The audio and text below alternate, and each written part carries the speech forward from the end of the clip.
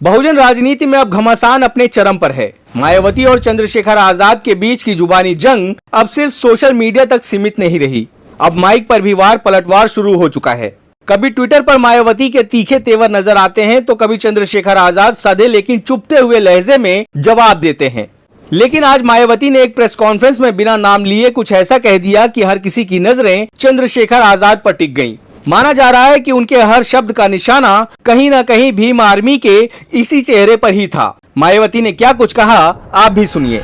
देश में परम पूज्य बाबा साहब डॉक्टर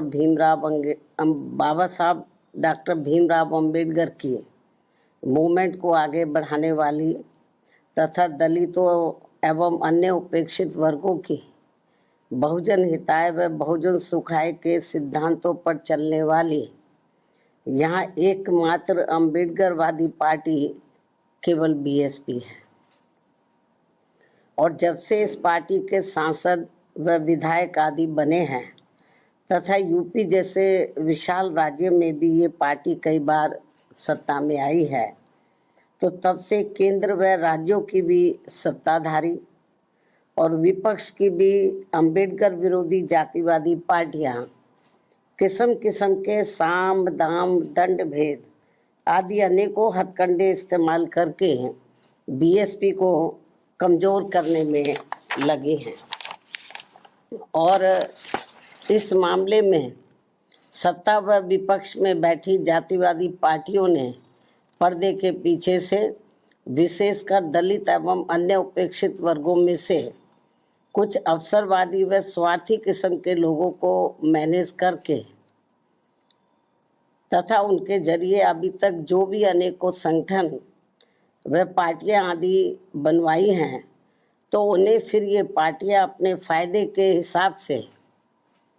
सक्रिय करके व विशेषकर बीएसपी के मजबूत रहे राज्यों में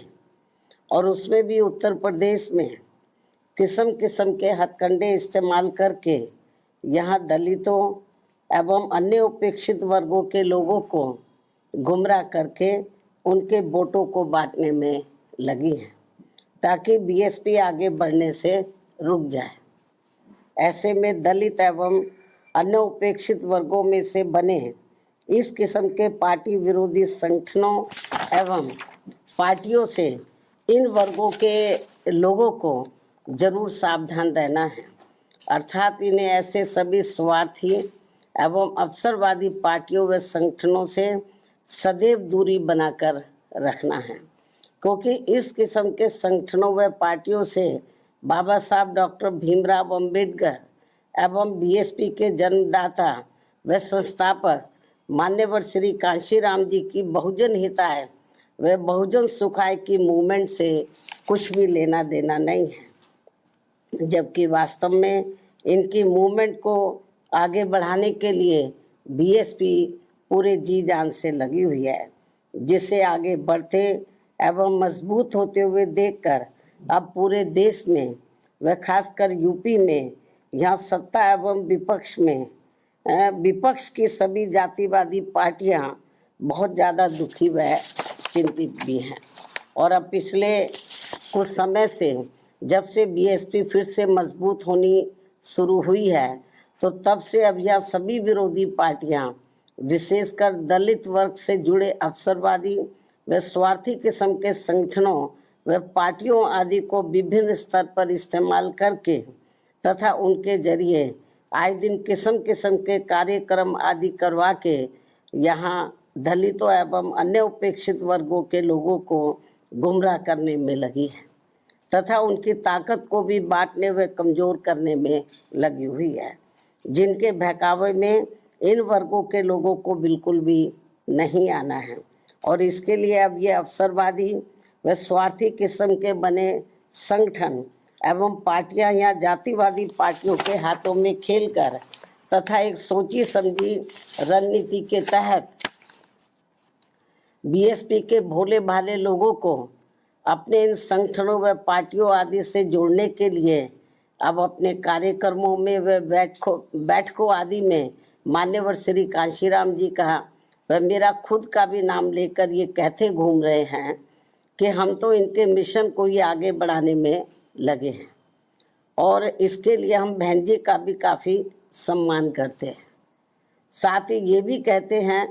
कि बाबा साहब डॉक्टर भीमराव अंबेडकर के जिस अधूरे पड़े कारवां को बीएसपी पूरा करने में लगी है, उसके साथ हम भी खड़े हैं। इस किस्म की वो बातें करते हैं लोगों को गुमराह करने के लिए। इस प्रकार से ये सब लिपड़ी चिपड़ी बातें कहकर अब ये अवसरवादी एवं स्वार्थी किस्म के संगठन एवं पार्टियां बीएसपी के लोगों को गुमराह करने में लगी है तथा इस पार्टी को कमज़ोर करने में लगी हैं। जबकि इस मामले में हमारी पार्टी का ये कहना है कि यदि इनकी इन सब बातों में रत्ती भर भी सच्चाई होती तो तब फिर ये लोग विरोधी पार्टियों के हाथों में खेलकर अपने अनेकों संगठन एवं पार्टियां आदि नहीं बनाते।